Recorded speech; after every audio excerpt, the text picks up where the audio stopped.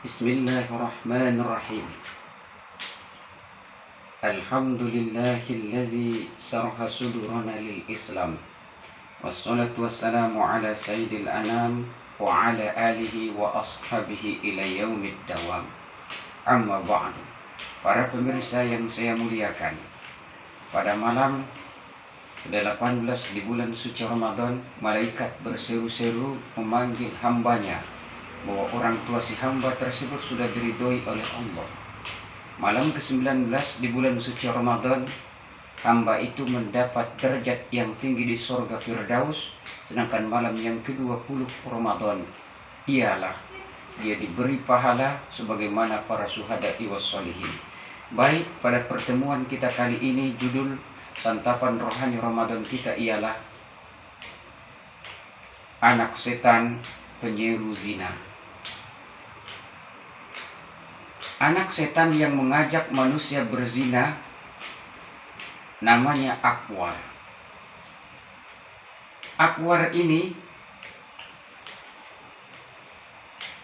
tidak langsung memang mengajak orang berzina, tetapi dia menunjukkan jalan-jalan terhadap zina itu sendiri, sehingga yang pada akhirnya sampailah kepada proses zina.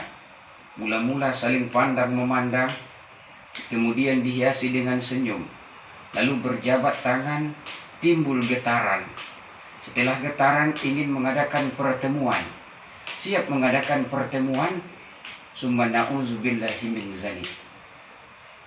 Jangankan manusia biasa, diceritakan di dalam kitab Majalisus Saniyah, pada zaman dahulu kala di Bani Israel hiduplah seorang syekh yang bernama Barsisa. Beliau mempunyai ratusan murid yang sudah bisa bertasbih di atas daun pisang yang sedang berdiri. Kalau di atas daun pisang yang sudah diletakkan di tanah mungkin kita bisa. Ini tidak. Begitulah hebatnya keramat sang syekh ini, kemuliaan yang diberikan oleh Allah kepadanya. Tapi sayang, beribu kali sayang, summa na'udzubillah, ini menjadi pelajaran bagi kita. Setan menggodanya sampai dia terjerumus kepada sesuatu yang bernama syirik. Syirik merupakan dosa yang teramat sangat besar. Inna syirka la zulmun azim, aniaya yang sangat teramat besar. Bagaimana kejadiannya? Suatu hari setan datang kepada anak raja. Dia tampar anak raja ini sehingga jatuh sakit.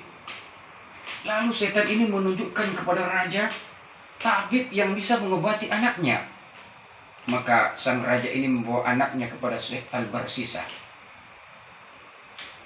Dibiaranya diobati anak ini, sembuh, pulang ke tempat raja.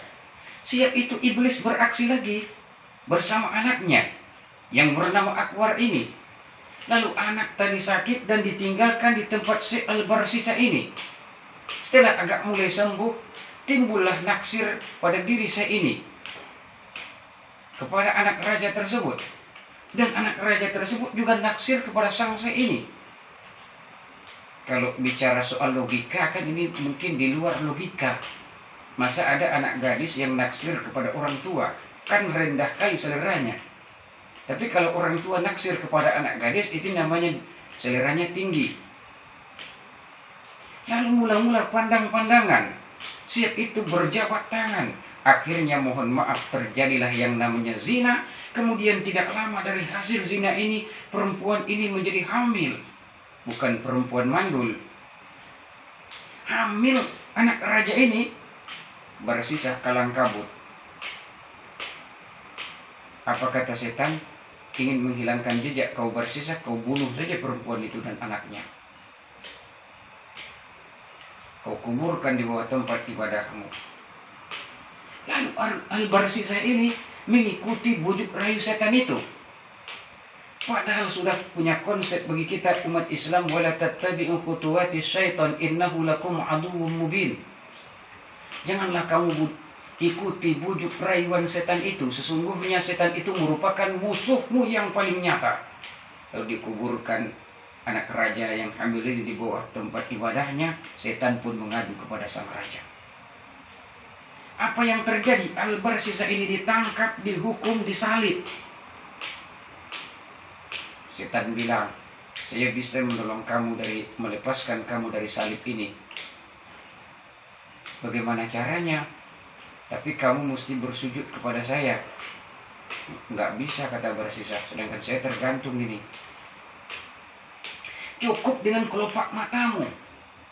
Maka Al-Barsisa ini menggerakkan kelopak matanya, bersujud kepada Akwar anak setan itu. Summa na'udzubillah, di sanalah malaikat maut mencabut nyawa. Ini merupakan iktibar bagi kita. Dia meninggal dalam keadaan su'ul khatimah. Begitulah pandainya setan. Dia akan mendatangi lewat belakang kita, lewat depan kita, lewat kiri kita, lewat kanan kita. Sehingga untuk menjadi temannya sebagai penghuni neraka, berlindung kita kepada Allah Subhanahu wa ta'ala. Jangan sampai kita pakai filsafat anak-anak muda di zaman milenial ini. Apa katanya? Saya lihat, saya pikat. Saya pikat, saya dapat. Siap dapat, saya minggat. Bangsat, keparat. Jadi ini yang saya muliakan. Semoga kita dijauhkan Allah dari Akwar ini. Mudah-mudahan kita bisa memelihara iman kita. Sekian rasanya yang bisa saya sampaikan pada saat ini. Kalau ada jarum yang patah jangan disimpan dalam peti. Kalau banyak kata yang salah jangan disimpan dalam hati. Nasrul minallah fathun qarib wa basyiril mu'minin. Wassalamualaikum warahmatullahi wabarakatuh.